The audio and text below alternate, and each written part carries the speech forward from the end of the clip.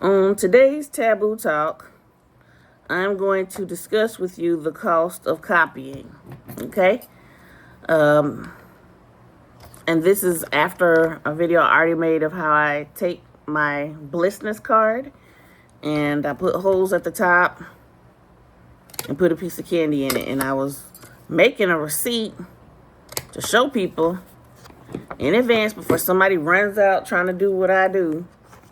That, no, baby, I'm the first one to do it. Okay? So if you see it, no. Goddess Krista is the one that came up with this first. All right? Definitely. And I love it because I get to give a pop away. All right. So the cost of copying. Now, in American history, our history of being overtaken and colonized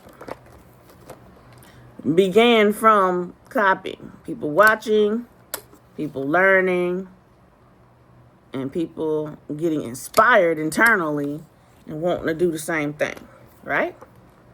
And to a certain extent, some of this has to happen. Because how else can we learn if we also don't do? Like learn how to tie your shoe. If you want to learn how to tie your shoe, you've got to watch somebody else tie their shoe. You've got to have someone show you how to tie your shoe. And you've got to practice many times until you can get it right. Then once you perfected the art of tying your shoe, you can tie your shoe. And you can even explore and go even further beyond and do more than just simple shoe tying. You can come up with creative things, and they have. Like they've got these little spirals now.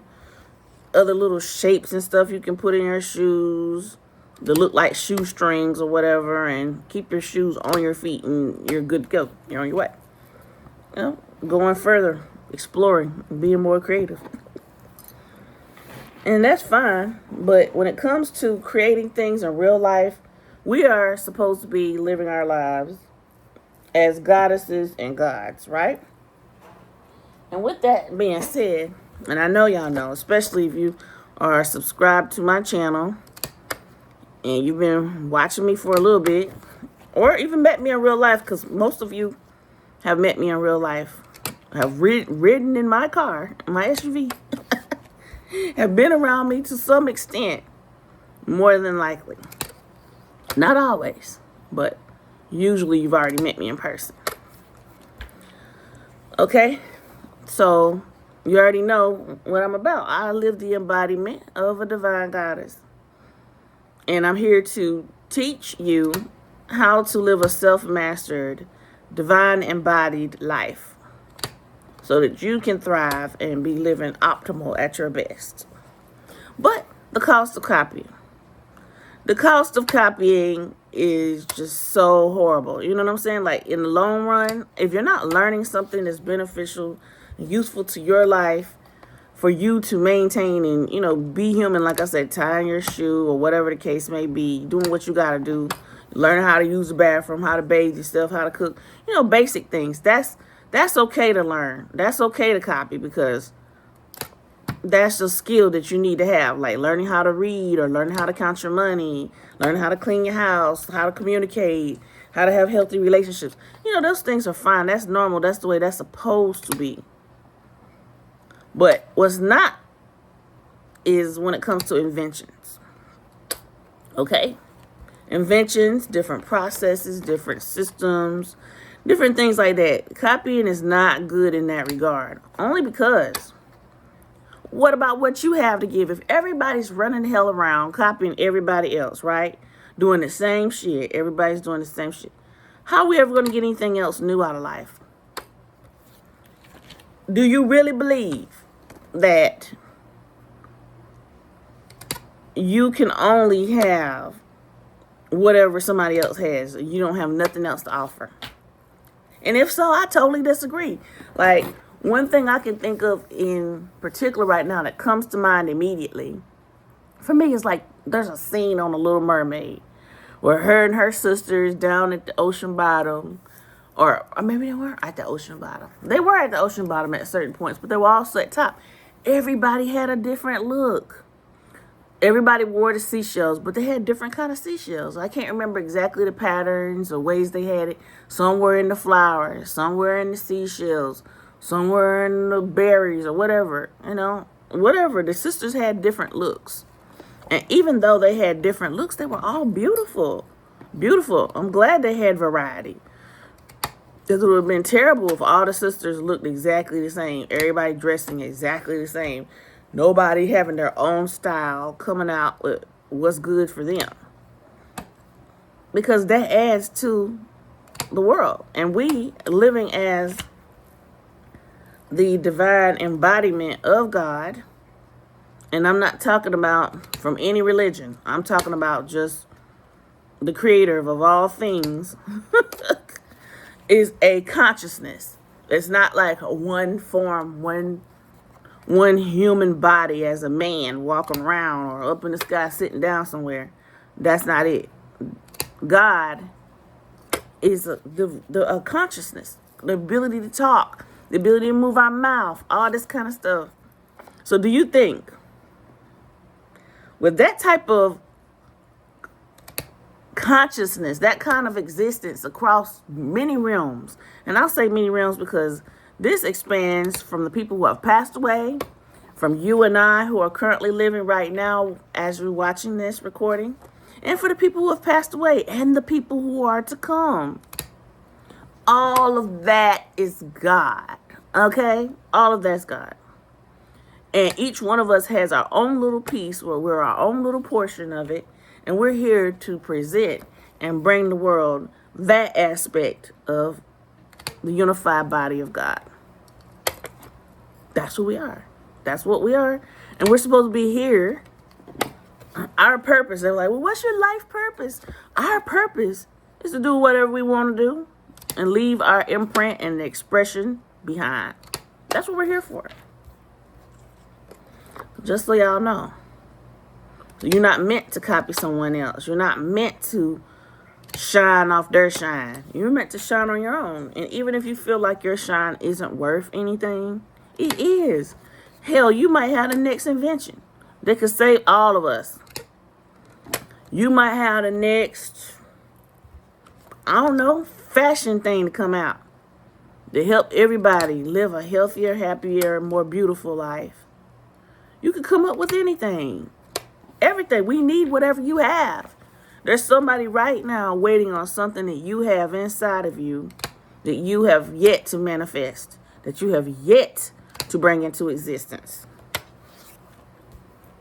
Don't wait. What you waiting for? Let us see what you got. And then also don't get flustered because some things take time. Like with me right now, me creating my organization and getting it going and doing stuff to it, each and every aspect of it. As a visionary, I'm a visionary that's not just the visionary. I'm actually the operator who's doing and creating everything that you see, everything that you can interact with. I'm the one who did it all. That takes time. That takes patience. That takes... It really takes all of that. Because whether y'all know it or not, each and every day I get some kind of way because I'm like, oh, I want this to be like this. I want to see the money. I want to see the members. I want to see how it all expands and turns out at the very end. And I can't see it right now. I'm right in the middle of it. I'm in the middle of building. I'm in the middle of doing everything. Like y'all see, I'm doing everything. There's no machine hand punching these things. It's me. These two hands, little beefy, meaty hands up here, actually physically punching the holes in the cards. You can hear every time she's talking. I hear this crunch. I hear this, crunch that she got going on this paper. Yes, it's me. I'm actually doing this. There's no one else. So when you receive one of these wonderful collectible cards, it was hand punched. Just know that for certain, for sure. And you can see it right here, right now, live. She's actually punching the holes herself. Yes, I am.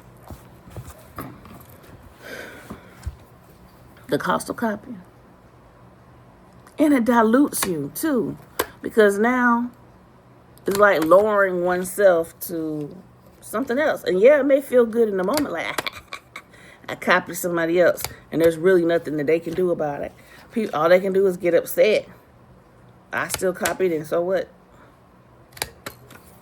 It's good to feel that way in the moment, but in the end, it degrades a person over time. Because now, here it is, you had to rely on somebody else's brilliance, somebody else's shine to get what it is that you want.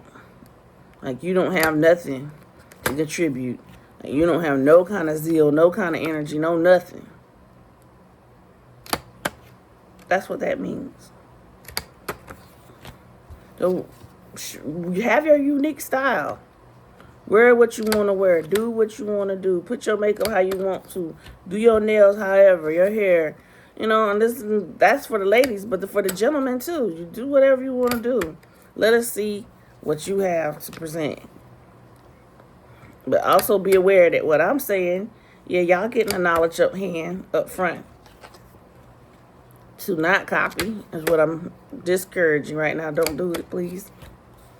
But the people who see you and they like your style, they might want to copy. So this is the thing you should do to bridge that. If you can do it before you go out and showcase your stuff to the world, if you can, make sure you have a place for them to land. Okay? So what does that mean? If you are doing nails and you do your nails beautifully, you may not be able to time it appropriately. Like, let's say you might be already doing your nails before you finish your nail tech school.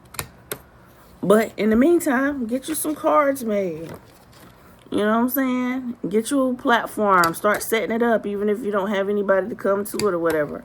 So when people start seeing you, oh man, your nails look so good. Oh my gosh. Okay. Now you be like, thank you, I'm glad you like them. I actually do nails. And boom, you can hand them a card. Now, they like what you got, and you are the originator, the creator of whatever the nails. It can come to you now because you have a place for them to land. Instead of they like it and they're trying to think about it over and over again the way they saw you, and they're trying to create something themselves, and they get so excited and really enjoying what you have that they want to make nails the same way that you make them. And they walking around making money and beating you to the punch when you could have just invited them and had them come get their nails done from you, saving them time, money, energy, and effort. Will it always work? No. Because some people are relentless. They're going to do what they want to do anyway. But if you at least have somewhere for them to come to, it can kind of mitigate the risk of that. Because here's the facts. People can copy, people can create, but it's harder for a regular person to sit up and just create something that you got going on. The only way it works differently is for people who already have money, resources, visibility. For them, they could take somebody who don't really have much, look at what they've got, and go ahead and have a marketing team, design team, all these teams to go ahead and create the thing that you've already been working on.